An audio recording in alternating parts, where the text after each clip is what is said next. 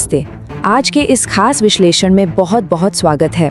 आज निवेश की दुनिया के एक बेहद पॉपुलर और पावरफुल टूल पर चर्चा होने वाली है, म्यूचुअल फंड्स। अक्सर दिमाग में आता है ना कि छोटी छोटी बचत आखिर कहाँ जाती है और कैसे ग्रो करती है।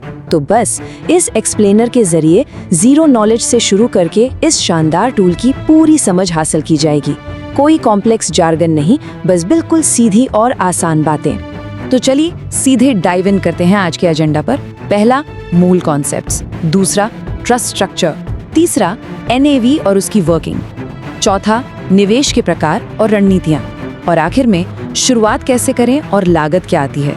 ये पूरा विश्लेषण एक सीढ़ी की तरह डिजाइन किया गया है, जो बिल्कुल बेसिक उदाहरण से शुरू होकर एक्चुअल एग्जीक्यूशन तक जाएगा।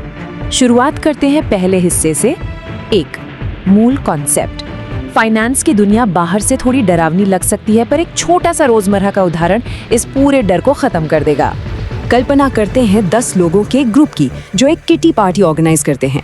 हर कोई 5,000 रुपए मिलाता है। अब देखिए, कुल 50,000 रुपए का एक बड़ा पूल तैयार हो गया। इस बड़े अमाउंट से अब कोई बड़ा और प्रॉफिटेबल निवेश किया जा सकता है, जैसे किसी अच्छे बिजनेस या शेयर मार्केट में हिस्सेदारी लेना।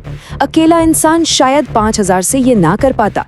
फिर जो भी मुनाफा होगा उसे सभी के बीच उनके हिस्से के हिसाब से बराबर बांट दिया जाएगा। सिंपल है ना?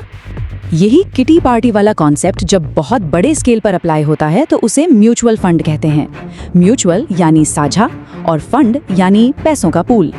यहाँ लाखों निवेशक अपना थोड़ा थोड़ा पैसा एक साथ इकट्ठा करते हैं। पर इस बड़े से पूल को मैनेज कौन करेगा?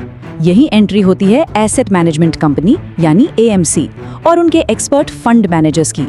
ये प्रोफेशनल्स इस पूल किए गए पैसे को मार्केट, बॉन्ड्स और सिक्योरिटीज में बिल्कुल सही तरीके से इन्वेस्ट करते हैं। अब आते हैं दूसरे हिस्से पर। 2, ट्रस्ट स्ट्रक्चर। भारत में म्यूचुअल फंड्स का ये अदृश्य ढांचा आखिर कैसे खड़ा है? चलिए इसको डिकोड करते हैं। एक म्यूचुअल फंड ट्रस्ट के 4 मेन पिलर्स होते हैं और ये डिवीजन ऑफ लेबर वाकई बेहद शानदार है। सबसे पहले आते हैं स्पॉन्सर, जो फंड बनाते हैं, जैसे कोई बड़ा बैंक। दूसरे हैं ट्रस्टी, जो एक गार्ड की तरह खड़े लेते हैं और निवेशकों के हितों की रक्षा करते हैं। तीसरा पिलर है एएमसी, जो रोजाना के निवेश के फैसले लेती है, यानी यहाँ एक्सपर्ट फंड मैनेजर्स बैठते हैं। और चौथा है कस्टोडियन, जो खरीदे गए शेयर्स या बॉन्ड्स की असल में हिफाजत करते हैं।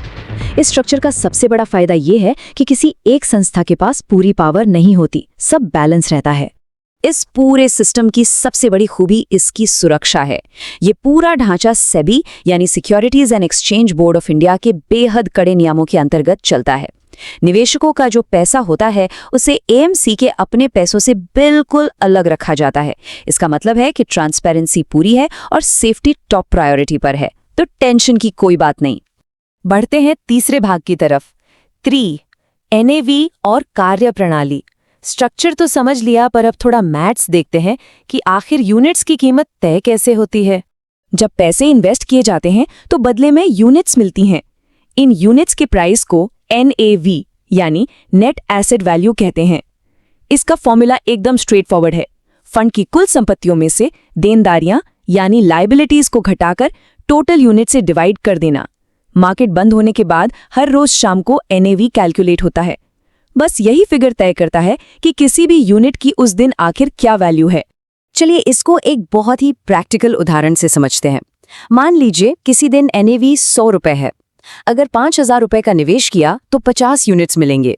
अब अगर फंड अच्छा परफॉर्म करता है और कुछ समय बाद एनएवी बढ़कर 120 रुपए हो जाता है, तो उन्हीं 50 यूनिट्स की टोटल वैल्यू 6,000 रुपए हो जाएगी, यानी सीधा सीधा 1,000 रुपए का प्रॉफिट। ये कैलकुलेशन बिल्कुल इतना ही आसान और पारदर्शी है। अब चलते हैं चौथे हिस्से पर। 4, निवेश के प्रकार और रणनीतियां। मार्केट में किस किस तरह के फ्लेवर्स अवेलेबल हैं और पैसा लगाने की बेस्ट स्ट्रैटेजी क्या हो सकती है, आइए देखते हैं। हर निवेशक की रिस्क लेने की कैपेसिटी और गोल्स अलग होते हैं, इसीलिए फंड्स की अलग अलग कैटेगरीज बनी हैं। अगर रिस्क लेकर ज्यादा रिटर्न चाहिए और समय 5 साल से ज्यादा है तो इक्विटी फंड्स हैं। जो लोग स्टेबिलिटी चाहते हैं उनके लिए डेट फंड्स हैं। जिनको दोनों का एक बैलेंस्ड मिक्स चाहिए उनके लिए हाइब्रिड फंड्स मौजूद हैं। इसके अलावा इंडेक्स फंड्स भी होते हैं जो सीधे निफ्टी या सेंसेक्स को ट्रैक करते हैं और इनका खर्च भी कम होता है। टैक्स बचाने के लिए ELSS जैसे स्पेशल फंड्स भी आते हैं। कहने का मतलब है हर फाइनेंशियल गोल के लिए एक परफेक्ट फंड जरूर मौजूद है। फंड चुनने के बाद सबसे बड़ा सवाल आता है कि निवेश किया कैसे जाए। मेनली 2 तरीके हैं। पहला है लमसम, यानी एक ही बार में बड़ी रकम लगा देना। ये तभी बेस्ट है जब पक्का पता हो कि मार्केट काफी डाउन है, जो कि काफी मुश्किल काम है। दूसरा और सबसे पॉपुलर तरीका है SIP, यानी सिस्टमैटिक इन्वेस्टमेंट प्लान। इसमें हर महीने एक छोटी और फिक्स्ड रकम इन्वेस्ट की जाती है, मान लीजिए सिर्फ 500 रुपए। तो मुद्दे की बात यह है कि SIP आखिर इतनी रेकमेंड क्यों की जाती है। इसके 3 बड़े सॉलिड रीजंस हैं। पहला है रूपी कॉस्ट एवरेजिंग। जब मार्केट गिरता है तो उसी फिक्स पैसे में ज्यादा यूनिट्स मिल जाती हैं, जिससे लॉन्ग टर्म में उतार चढ़ाव बैलेंस हो जाता है।